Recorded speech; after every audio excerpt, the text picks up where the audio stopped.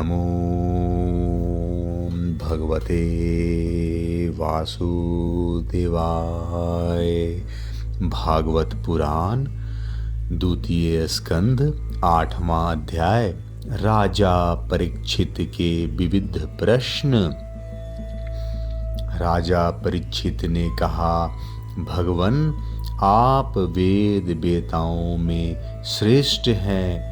मैं आपसे यह जानना चाहता हूँ कि जब ब्रह्मा जी ने निर्गुण भगवान के गुणों का वर्णन करने के लिए नारद जी को आदेश दिया, तब उन्होंने किन किन को किस रूप में उपदेश किया।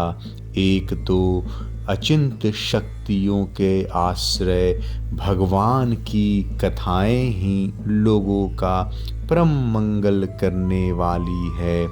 दूसरे देवर्षि नारद का सबको भगवत दर्शन कराने का स्वभाव है।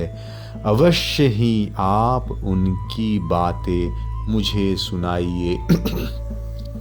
महाभाग्यवान शुकदेव जी, आप मुझे ऐसा उपदेश कीजिए कि मैं अपने आसक्ति रहित मन को सर्वात्मा भगवान श्री कृष्ण में तन्मय करके अपना शरीर छोड़ सकूं। जो लोग उनकी लीलाओं का श्रद्धा के साथ नित्य श्रवण और कथन करते हैं, उनके हृदय में थोड़े ही समय में भगवान प्रकट हो जाते हैं।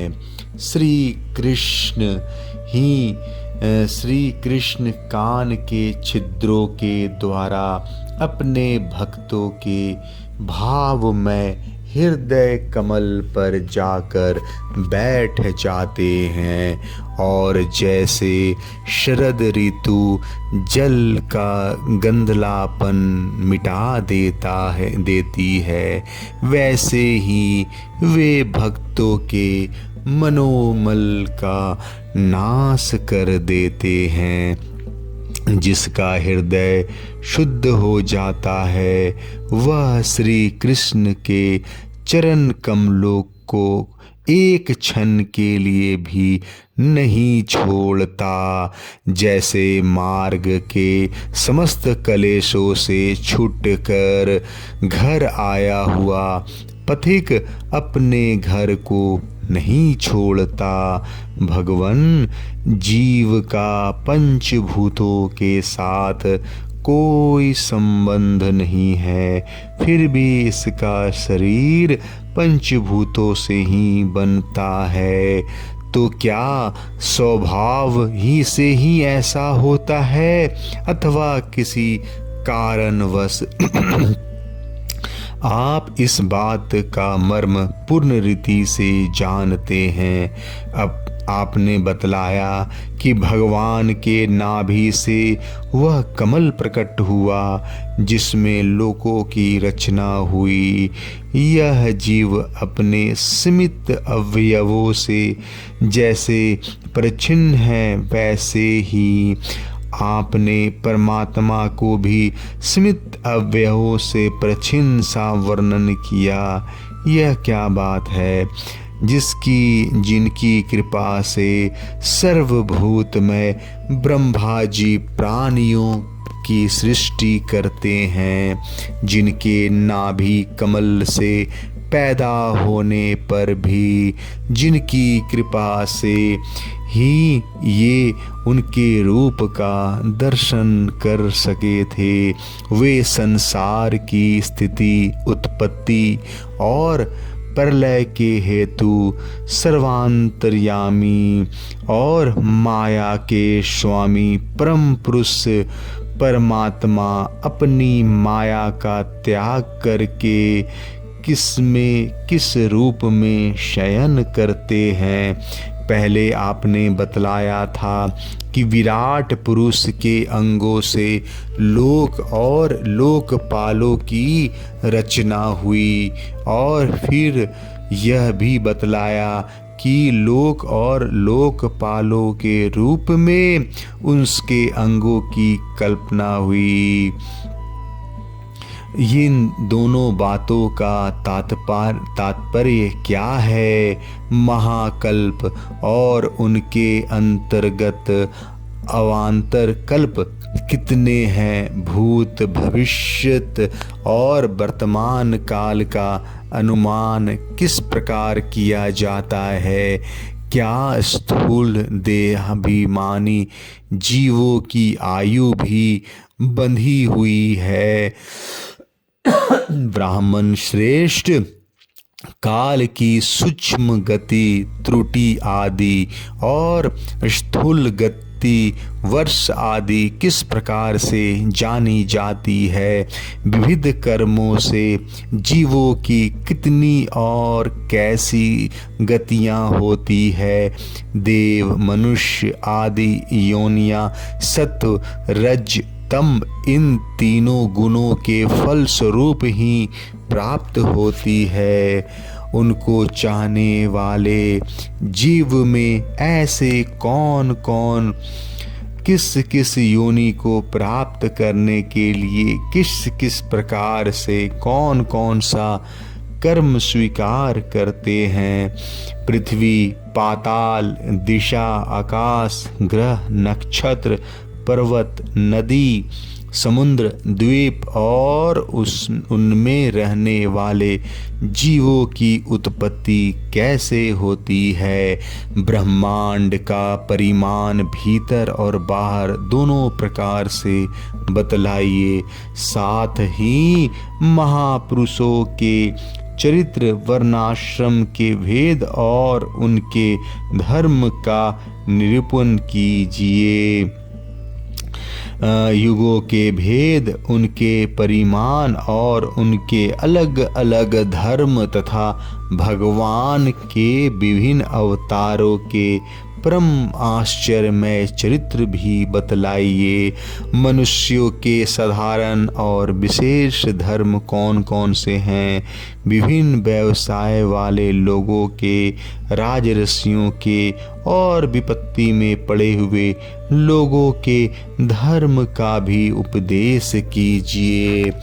तत्वों की संख्या कितनी है? उनके स्वरूप और लक्षण क्या है? भगवान की आराधना की और अध्यात्म योग की विधि क्या है? योगेश्वरों का क्या ऐश्वर्य प्राप्त होते हैं तथा अंत में उन्हें कौन सी गति मिलती है? योगियों का लिंग शरीर किस प्रकार भंग होता है? वेद, उपवेद, धर्म, शास्त्र, इतिहास और पुराणों का स्वरूप एवं तात्पर्य क्या है? समस्त प्राणियों की उत्पत्ति, स्थिति और प्रलय कैसे होती है? बावली, कुआं खुदवाना आदि समार्थ यज्ञ, यज्ञादि वैदिक एवं काम्य कर्मों की तथा अर्थ, धर्म, काम के साधनों की विधि क्या है? प्रलय के समय जो जीव प्रकृति में लीन रहते हैं उनकी उत्पत्ति कैसे होती है? पाखंड की उत्पत्ति कैसे होती है? आत्मा के बंध मोक्ष का स्वरूप क्या है और वह अपने स्वरूप में किस प्रकार स्थित होता है? भगवान तो परम स्वतंत्र हैं, वे अपनी माया से किस प्रकार क्रीड़ा करते हैं और उसे छोड़कर साक्षी के समान उदासीन कैसे हो जाते हैं? भगवान, मैं यह सब आपसे पूछ रहा हूँ। मैं आपकी शरण में हूँ महामुने। आप कृपया करके क्रमशः इनका तात्विक निरूपण कीजिए। इस विषय में आप स्वयंभू ब्रह्मा के समान परमान हैं। दूसरे लोग तो अपने पूर्व परंपरा से सुनी सुनाई बातों का ही अनुष्ठान करते हैं। ब्राह्मण, आप मेरी भूख प्यास की चिंता न करें। मेरे प्राण कुपित ब्राह्मण के शाप के अतिरिक्त और किसी कारण से निकल नहीं सकते, क्योंकि मैं आपके मुखारविंद से निकलने वाली भगवान की अमृतमय लीला कथा का पान कर रहा हूँ। सूत जी कहते हैं, शौनकादि ऋषियों, जब राजा परीक्षित ने संतों की सभा में भगवान की लीला कथा सुनाने के लिए इस प्रकार प्रार्थना की, तब श्री सुखदेव जी को बड़ी प्रसन्नता हुई। उन्होंने उन्हें वह वेद तुल्य श्रीमद् भागवत महापुराण सुनाया, जो ब्रह्म कल्प के आरंभ से स्वयं भगवान ने ब्रह्मा जी को सुनाया था। पांडु वंश शिरोमणि परीक्षित ने उससे जो जो प्रश्न किए थे, वे उन सब का उत्तर क्रमशः देने लगे। जय श्री कृष्ण। 8वां अध्याय समाप्त।